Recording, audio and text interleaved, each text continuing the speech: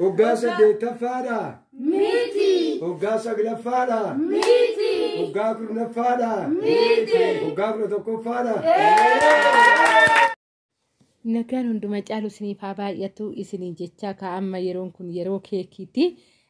As keessatti ka gaafumallee waggaa qabaattan jedhee tayyaada guyyaa gammachuu haannaa yeroo keekii hiriyoota ishii wajjin dabarsiteedha isiniin jechuun jaaladha. Akka argaa jirtanii ka kunuuti keekiin asitti qophaa'eera daabboon asitti muraatan jira.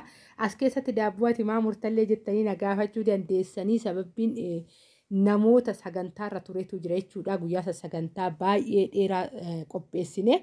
Namoonni baay'ee waan ta'aniif namni alatti gadi yaa'e jechuudha. Achi ani erga keekiidhaan booda dafee namni sun nyaatee akka deemu jedheetin jechuudha. Kanani daabboo muraa jiru akka immoo asitti argaa jirtan immoo namni tokko immoo asitti keekiidhaa kan dafee too kennaatoo jiru jechuudha. Nama lamaanidha kan tokko keekii tokko daabboo qopheessatoo jiru isiniin jechuun jaaladha.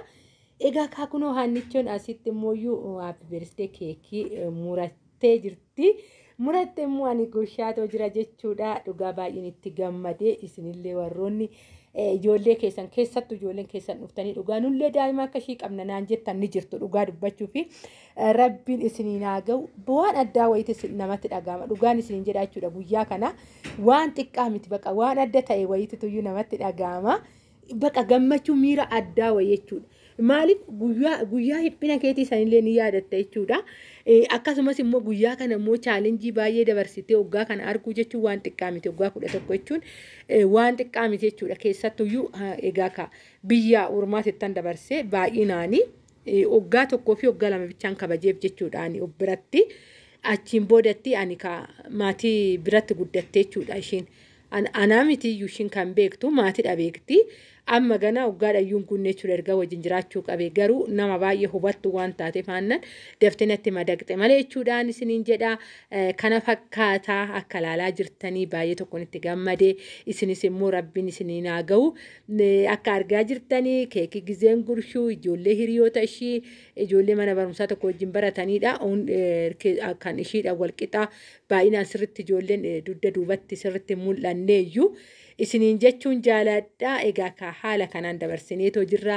Isinis immoo keessan dhuftaniitoo ijoolleen baay'een na gaafattanii jirtanii si eegaa jirra viidiyoo ijoolleen naan jettan jirtanii isiniin jechuun jaaladha.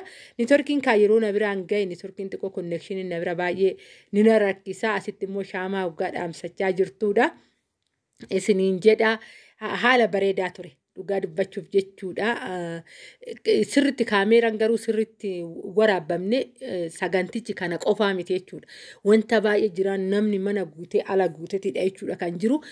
Garuu kaameeraa sirritti namni waraabu egaa kaanii baay'ee haannaa wajjin nan dabarsee yeroo kiyya ishii dhafan kenne jechuudha.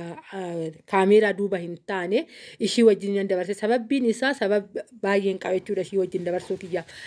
Guyyaa kana akka bishaanii oobadhee akka midhaanii beela'ee jechuudha guyyaa kana arguudhaaf baay'ee wanta baay'ee chaalenjii baay'ee ture keessattuu waggaa baranaa wanta baay'ee chaalenjiiwwan gurguddaatu ture garuu waaqayyo na gargaaree haala kanaan immoo guyyaa kana ishii wajjin dabarsuu jechuu kana caale humtuuyyuu hin jiru.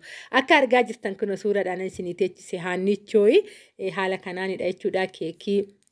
Waan piingii baay'ee jaalatti uffata haa ta'u kanaa ta'u bakka kanaaf keekillee piingiidhaan hojjenneefit haala kana wajjiniin teessee kaatee jechuudha.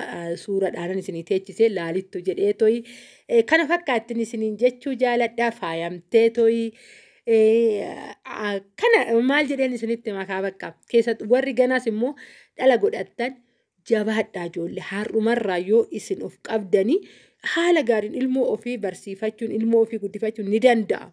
Akka hawaasa keessatti jechuudha. Aannan egaa ka hawaasa ofiitti nama wal fakkaatudha dhugaan isiniin jedha. Nama akkuma kiyya nama aannan firaa fi orma halagaa jechuu osoo hin taane orma yookaan maatiidhaan ala nama adda baaftee nama hin beeknedha jechuudha. Kuni maatii kiyyaa miti jettee nama adda baaftee hin beeknedha jechuudha. Akkuma kootitti nama kamuu nama jaalatte nama kan wajjin akka amala gaarii qabaattee nama wajjin jiraachuu dandeessudha. Garuu daa'ima xiqqoodha garuu immoo baay'ee nama wajjin nama jiraachuu dandeessudha. Isiniin jechuun jaaladha akkuma argitanii sesseeqqattu kanaadha. Haannanii keekiin ishii kana fakkaataa kuukisiitu jira, akaayitu jira, fandashaatu jira. Kana fakkaata hundaa maaliif suuradhaan isinii teechise akka ilaalu isinitti turuufanii egaa yeroo baay'ee keekii kana maalifan as buutee waan biyya ormaa qofatti ta'u nutti fakkaata. Amma asirratti kunooti Ingiliffaan barraa'ee jira jechuudha. Hundi isaatuyyuu happy birthday Haannaa.